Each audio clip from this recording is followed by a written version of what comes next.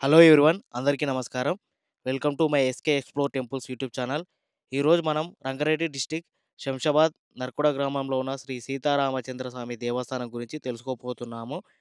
ఈ దేవాలయం మనకు మామ్నాడ్ డిస్ట్రిక్ట్ నుంచి 83 కిలోమీటర్ల దూరంలో ఉంటుంది. జడ్చర్ల నుంచి 67 కిలోమీటర్ల దూరంలో ఉంటుంది. శంషాబాద్ నుంచి 7 కిలోమీటర్ల దూరంలో ఉంటుంది. ఇప్పుడు మనం చూస్తున్నది ఎంట్రన్స్ గుడి కమాన్ ఎదురుగా ఉన్న ఆంజనేయ స్వామి విగ్రహం. ముందుగా ఇక్కడ ఆంజనేయ స్వామిని దర్శనం చేసుకొని గుడి దగ్గరికెళ్దాం. ఈ ఆంజనేయ స్వామి దగ్గర డొంగరి రామదాసు వారి జ్ఞాపకార్థంగా శిలాఫలకంపై హనుమాన్ చాలీసా ఉంది.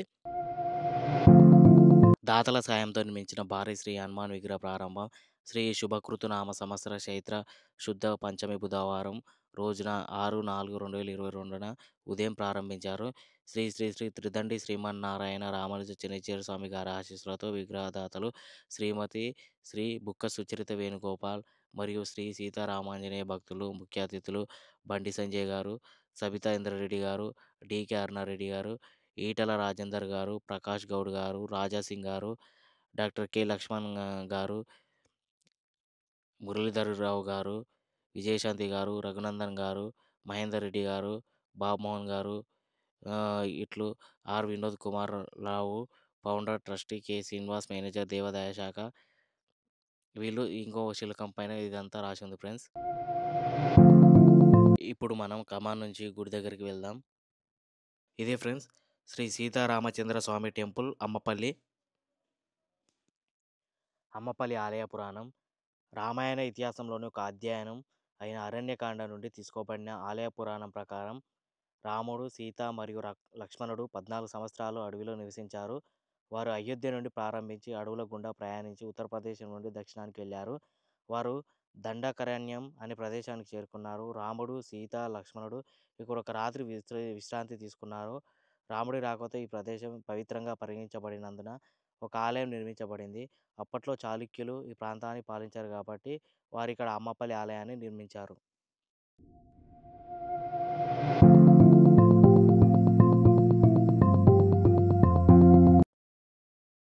అమ్మపల్లి ఆలయ నిర్మాణ శైలి 13వ శతాబ్దంలో వెంగి రాజులు అమ్మపల్లి ఆలయాన్ని నిర్మించి 17వ శతాబ్దంలో దానిని పునరుద్ధరించారు.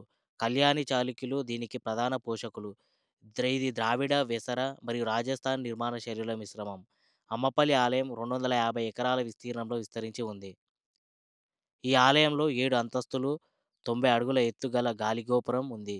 హంపి మరియు తిరుపతితో పోలిస్తే ఇది సన్నగా మరియు సున్నపురాయి, ప్లాస్టర్, కాల్చిన ఇటుకలు మరియు గారతో తయారు చేయబడింది.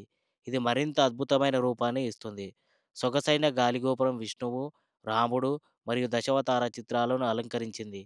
ధ్వజస్తంభం గర్భగుడి వైపు ముఖంగా ఉంది. అమ్మపల్లి ఆలయం ముందు 12 స్తంభాల మండపం మరియు ఒక చెరువును చూడవచ్చు. టవర్ ప్రవేశం ద్వారా పైన శయన భంగిమలో విష్ణువు యొక్క భారీ చిత్రం ఉంది. టవర్ను దాటడం ద్వారా సందర్శకులు పెద్ద కారిడార్ చుట్టూ ఉన్న ప్రధాన ఆలయానికి చేరుకోవచ్చు. ప్రధాన ఆలయ ప్రవేశం ద్వారా వద్ద కుర్మ తాబేలు అవతారం ఉంది. ఇది ప్రత్యేకమైనది మరి ఆలయానికి ప్రత్యేక మోక్ష శక్తిని ఇస్తుంది. సందర్శకులు ఒక పెద్ద మధ్య ప్రాంగణాన్ని చూడవచ్చు. దాని చుట్టూ అనేక చిన్న మందిరాలు ఉన్నాయి. రామాయణంలోని దృశ్యాలను వర్ణించే అద్భుతమైన చెక్కడాలు మరియు శిల్పాలు ఆలయాన్ని అలంకరించాయి.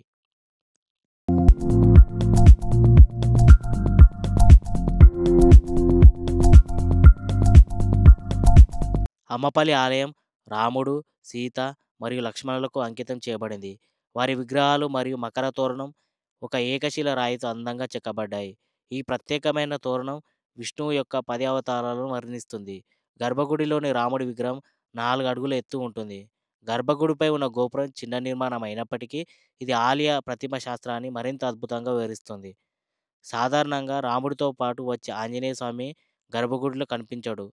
బదులుగా అతని విగ్రహం గరుడ పక్కన ధ్వజస్తంభం దగ్గర ఉంచబడింది. రాముడు, సీత మరియు లక్ష్మణుల వనవాసం ముగిసే వరకు వారితో చేరకపోవడంతో వారి దగ్గర హనుమంతుడి విగ్రహం కూర్చున్నట్లు చెప్పబడింది. ఇక్కడ ఒక పురాతనమైన పెద్ద ఆలయ చెరువు ఉంది. చెరువు చుట్టూ పాటికోలు మరియు కొబ్బరి చెట్లు ఉన్నాయి మరియు యాత్రికులకు ఆశ్రయం కల్పిస్తాయి. ఆలయానికి ఎదురుగా ఒక మండపం కనిపిస్తుంది. 2010లో యునెస్కో అమ్మపల్లి ఆలయాన్ని వారసత్వంగా ప్రదేశంగా గుర్తించింది. శంషాబాద్ స్థానిక ప్రజలు అమ్మపల్లి ఆలయ నిర్మాణం కోసం ఒక ట్రస్టును ఏర్పాటు చేశారు. వారు రోజువారీ పూజలు మరియు ఆలయ నిర్మాణమును చూసుకుంటారు. మరియు పండుగ రోజులలో కార్యక్రమాలను నిర్వహిస్తారు.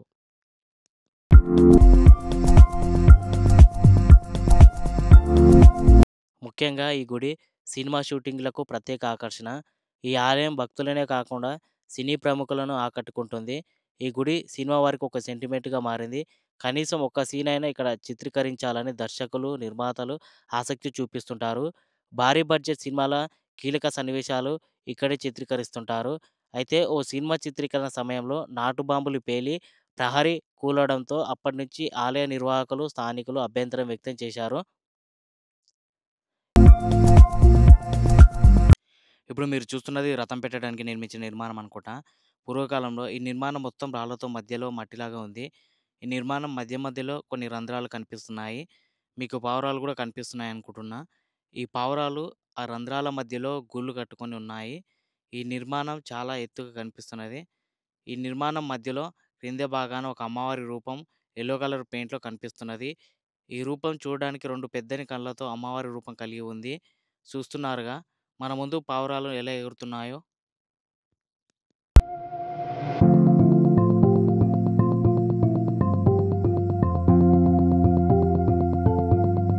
చూస్తున్నారుగా మన ముందు ఒక నిర్మాణం. ఈ నిర్మాణం పైభాగాన బ్రిటిష్ వారితో ప్రకాష్ రాజ్ మాట్లాడుతూ డ్రింక్ చేస్తున్న సీన్ ఇక్కడే తీశారు. గుళ్ళో అమ్మవారి విగ్రహం దొంగతనం చేయడానికి ప్లాన్ చేస్తుంటారు. ఆ సీన్ కూడా తీశారు ఇక్కడే. ఈ నిర్మాణం వెనుక భాగాన మరొక నిర్మాణం ఉంది. ఇది చూడడానికి చాలా పురాతనమైనదిగా కనిపిస్తుంది. ఈ నిర్మాణం వెనుక భాగాన కూడా చాలా పూల తోటలు కనిపిస్తాయి. అలాగే చాలా పొడుగుగల తాటి చెట్లు కనిపిస్తాయి. ఈ తాటి చెట్లకు కూడా తాటికలు గీస్తున్నారు. ట్రై చేయాలనుకుంటే పూర్తిగా దేవుని దర్శనం చేసుకున్నాక ఇంటికి వెళ్ళే ముందు ట్రై చేయండి. అలాగే పూల తోటలో చాలా వరకు షూటింగ్ స్పాటే ఉంది.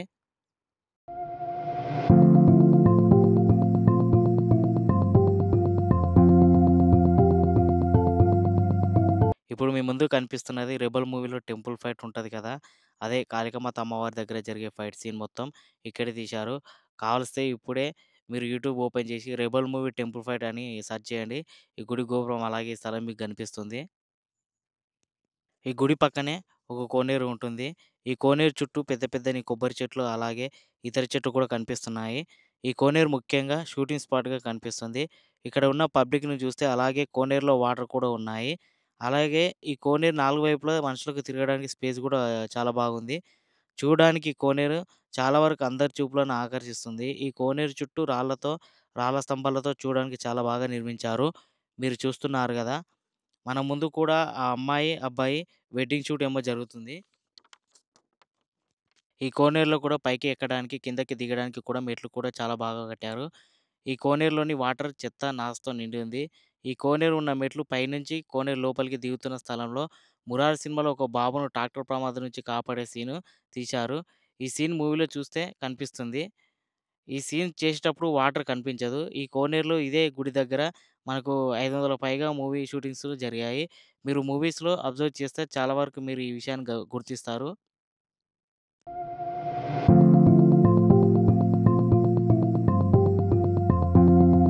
గుడి బయటి భాగాన మరో ప్రక్క ఆంజనేయ స్వామి శివాలయం గుడి ఉంటుంది. ఇప్పుడు మనం గుడి లోపలి భాగాన అంటే గర్భగుడిలో ఉన్న ఆంజనేయ స్వామిని చూద్దాం పదండి. ఆంజనేయ స్వామి నిండు చెండూరంతో మరియు వస్త్రాధారణలో చాలా అందంగా కనిపిస్తున్నారు. లోపల చూడడానికి గర్భగుడి ఇలా ఉంటుంది. పక్కనే గణపతి విగ్రహం కూడా ఉంది. మనకు గణపతి కూడా నిండు చెండూరంతో ఆకుపచ్చని వస్త్రాధారణలో చాలా అందంగా కనిపిస్తున్నది. ఈ వినాయకుడి విగ్రహం. ఇప్పుడు మీరు చూస్తున్నది గుడి బయటి భాగం. ఇప్పుడు మీ ముందు కనిపిస్తున్నది శివాలయం. గర్భగుడిలో ఉన్న శివలింగం చూడండి ఎలా ఉందో. అలాగే వెనుక భాగాన ఓం నాసిక్ గుర్తులు మరియు ఓం నమ శివాయ అని అక్షరాలతో రాసి ఉంది. గర్భగుడిలో ఉన్న శివలింగం చాలా అందంగా వైట్ కలర్‌లో కనిపిస్తుంది. అలాగే శివలింగంకు మరియు నందికి, వాసుకికి పూలతో చాలా బాగా అలంకరణ చేశారు.